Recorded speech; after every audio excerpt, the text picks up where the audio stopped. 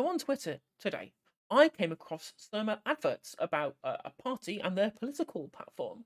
I was like, I don't like this party, but this platform seems pretty good. Unless the party I'm talking about is the Liberal Democrats. Now, you know me. I've done a segment about how I want the Liberal Democrat Party to just go away, just disappear forever. All they do is split left leaning votes. They cost plenty of Labour governments the Labour Party, sorry, the ability to form a government by splitting the left in very inverted commas, or the Liberal vote, or the anti-Tory vote between two parties, and the Lib Dems are the party of champion austerity under the coalition. Joe Swinson just basically being a nonsense neoliberal. So yeah, I hate this party, but I came across two other adverts in the wild. And they were an advert where say all drugs should be decriminalised, saying said the Lib Dems. They should soften punishments on drugs as well, and get rid of Britain's nuclear weapons. I was like, these are great adverts. I can't believe I'm being further enamored with a liberal democratic platform. That seems odd. That seems very strange. And then I realised that these weren't adverts for the Liberal Democrats. These were adverts for the Labour Party. For the fucking Labour Party saying, look how bad the Lib Dems are for these policies that are good. I honestly, I couldn't believe my eyes, when I first saw this shit going down. That just Labour just not want to get votes? Do they just hate common sense proposals? The vast majority of people, at this 48%, want to see drugs legalized. Another 25% want to see them decrim. That's like at least three-quarters of the population who want to see some softening of drug regulations, like literally legalize drugs, soften punishments on drugs. That's the vast majority of the country. Who do they think they're appealing to with these stupid these demonizing these good policies? Like, I've done a segment before. I did a previous segment about how I am a big fan of like the Portuguese drug policy of full decriminalisation, treating it as a medical issue rather than treating it as a crime issue, and then using that as a platform with which to be able to um make health outcomes better for people addicted to drugs, because it is a health issue. It's sometimes a thing that you usually get into through some kind of adverse effect, or something you just kind of look into a peer pressure, or I guess poor luck into a peer pressure. But I digress. All of the results show, if you watch my previous segment I did on drugs, right, I did a TikTok there as well, is that Portuguese model of decriminalizing all the drugs, it just works. It just works at reducing the harm. It works at getting people out of addiction, and it reduces the overall expenditure on policing and the overall expenditure on the prison population. It's just better. It's just better to full decriminalization on drugs. But the Labour Party, they just to be fair, it's not new. Not new. This kind of Labour anti-drugs, like tough on crime policy. When the Labour Party were advised by David Nutt in the 2000s to relax drug restrictions on things like cannabis and stuff, and they just completely ignored all of his advice. They just couldn't be bothered going with the science because what? Look, there's no justification for a policy of like anti at least something like weed, right? At least something like like cannabis. You can at least have you know some kind of movement towards at least the decriminalization of the drug that everyone uses and everyone knows is fine, especially when we have alcohol legal in the country, because weed is better than alcohol. At least it doesn't lead to violent people, right? When was the last time you got shanked by someone who was high, right? It's crazy that they feel like that this is a good like marketing platform for them. It's unreal. Like, there was, what was it, Labour List posted before? Let me have a look here. Research from the Fabians suggests that older voters feel the Labour Party is moving in the right direction, as it finds out that 2 million people aged over 55 who did not back Labour in 2019 now consider doing.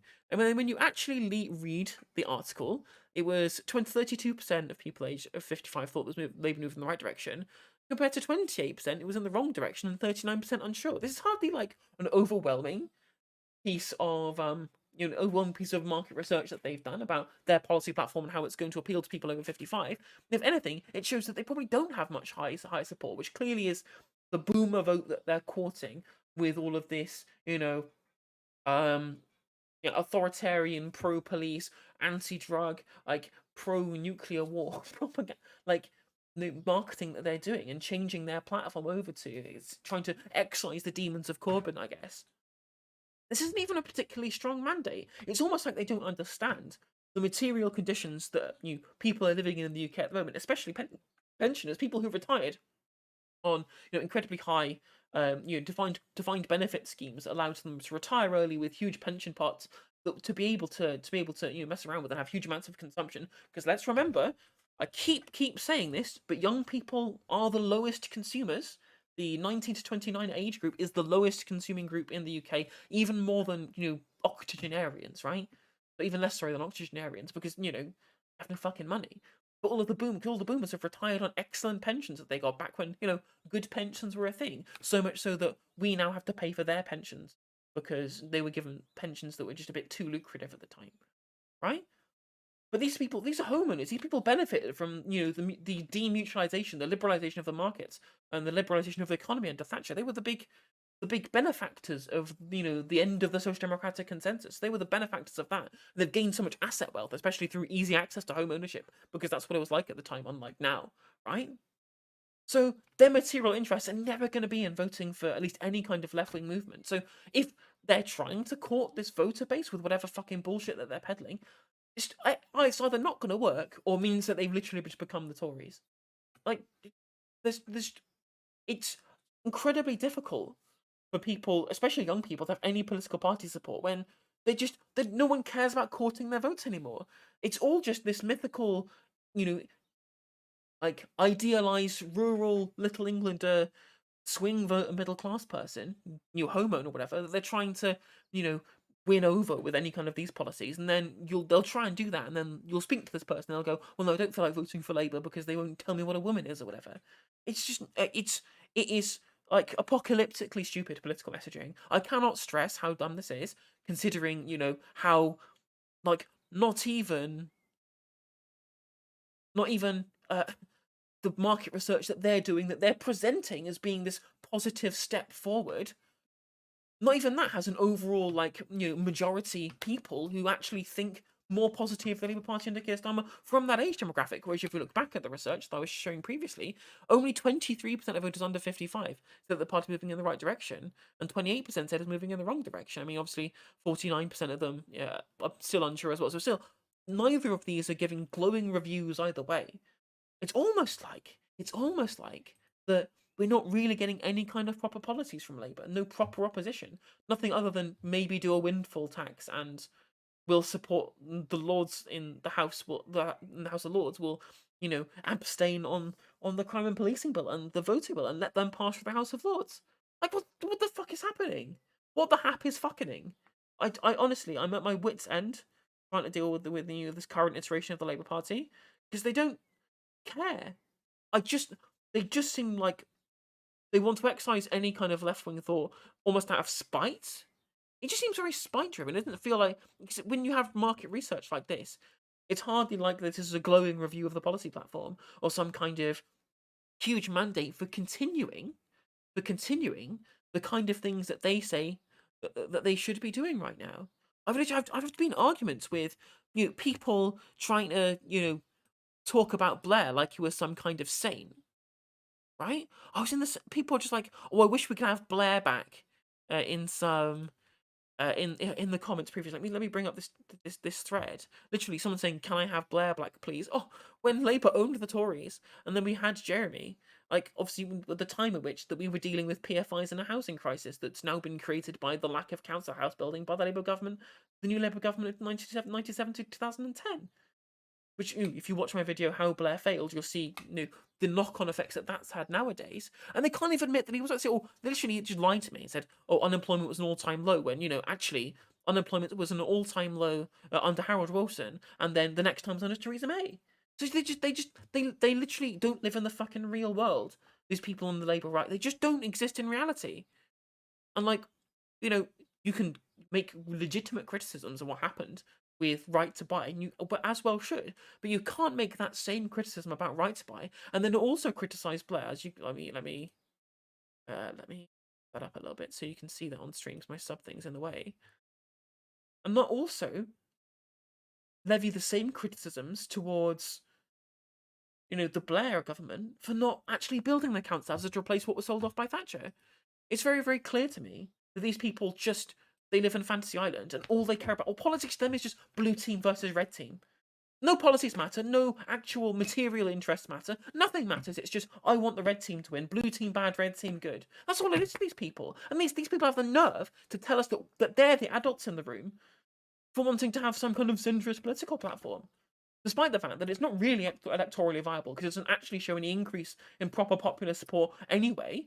It's policies that are not actually favoured by the vast majority of the public when you look at things like house building, when you look at things like, higher minimum wage, when you look at things like rail nationalisation. These are all things that are incredibly well supported by members of the public. And Labour won't even commit to doing them, especially people like Keir Starmer, like Ed Miliband, who've previously said that they are pro-nationalisation, and they won't even back it. I'm glad that we have people like Andy Burnham talking about, public transport nationalisation and publicly. Someone who was previously, a key figure in like the Blair government, or whatever, who was previously like a Blairite, understanding the error of his ways previously and saying, no, we have to push for nationalisation. They're bringing the buses in Manchester under public control. And he did a really good tweet before about how prices on UK rail networks compare to not just rail networks in Europe, but flights. There are some flights to European countries or even South American countries that are cheaper than what it would be for like an anytime return to Manchester. And we need to have these proper conversations about real change because, real change is needed to make life under neoliberalism better than what we have at the moment. And we're just getting nothing. If anything, I think things are getting worse in that we're trying to fall back to some promised land of Blairite policies without properly acknowledging the issues that the Blair government did cause. And I think I mentioned in the previous video, but I'll mention it again. It's frustrating that we don't analyse the failures of Blair enough because it's all been overshadowed by what happened with the financial crash, which wasn't Labour's fault in the slightest. But that seems to be the kind of the point of inflection between why people dislike Labour because of New Labour. But people who understand that it wasn't Labour's fault, like the Liberals who understand the financial crash wasn't Labour's fault, refuse to then critically analyse the rest of Blair's failures. And then the current Labour Party, because they've done that, they just are following it dogmatically like some fucking religion, rather than actually thinking about the proper material gains that might be made by engaging in these policies, or the lack thereof in this case, because clearly the tough on crime mantra has never worked. It's clearly not worked under Labour or the Conservatives, and clearly we need proper. And obviously, Sure Start was a good thing that the Blair government did, and not even and Starmer is determined to be further right than that. Like, I'm lucky that if the same guy runs again in my constituency, who is a Corbynite, and I like his platform, and I think he's a really nice guy, right? As an MP candidate would go, I'm fully behind him if he runs again. I would absolutely vote for him. But if it wasn't for him, there's just no way I could vote for this party and like this. No way. It's just it beggars belief. Like how poorly they've been gifted a poll lead by what's happening with Partygate, by how apocalyptically poor this current government's been. But they can't give us a positive economic message, so much so that Rachel Reeves was on record as saying, I'm glad that Corbyn's not Prime Minister, literally giving credence to the idea that it's good that Boris Johnson is Prime Minister. Like, how wretched is that? How, like, counter to everything that the Labour movement should stand for is by saying that the Labour Party should lose an election to Boris fucking Johnson just because you hate Corbyn that much. And she's still behind Rishi Sunak. Even Rishi Sunak has tanked like 50 points in the polls in like a month or whatever. It's like the worst collapse I've ever seen of a parliamentary figure's kind of political standing, like the popular standing amongst people amongst the general population in this country. And Rachel Reeves is still behind him. She's still polls lower than him. It's such a traumatically poor mismanagement. Like, I know Corbyn wasn't perfect, right? I know he was a controversial candidate, but his policy platform, that was uncontroversial. That was a good policy platform that the Labour conference backed, that the members in general back, and the Labour supporters and the general public have been shown in polling to mostly back as well. It was just other issues with Corbyn, right? But Starmer can't even be bothered to have a platform that speaks to people in general. It's like, oh, we'll give a windfall tax on energy companies. We need proper things sorted now. Rishi Sunak is on record as saying that he thinks that it's silly to give people more help with their fucking energy bills because he's an out of touch billionaire, multi-millionaire.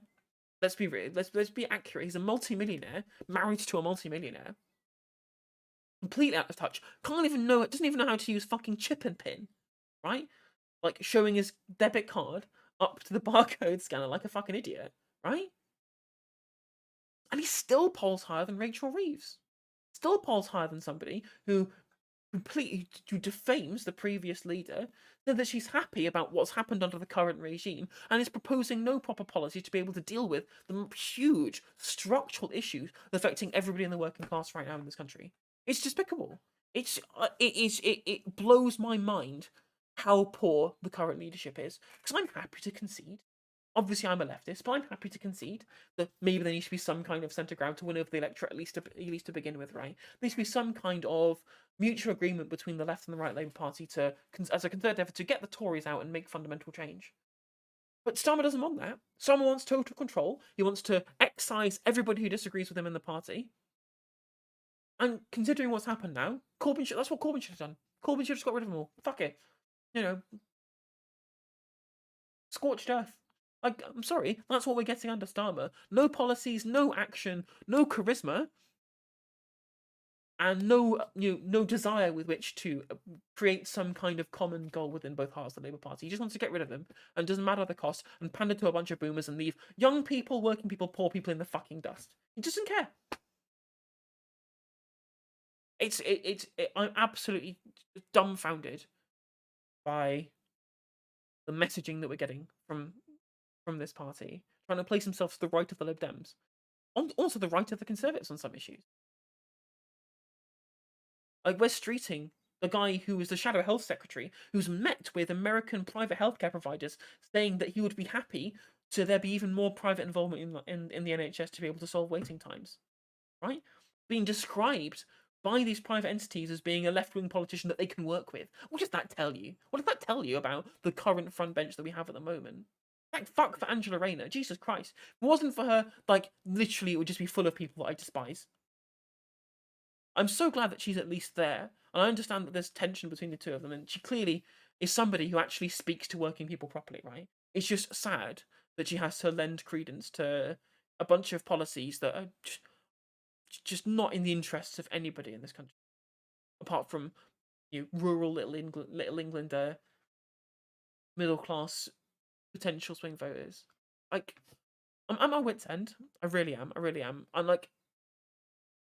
as I said, if there wasn't somebody who I genuinely believed in who was likely to run as MP under the Labour Party in my constituency, no chance they'd be getting my vote. No chance. Just, I just,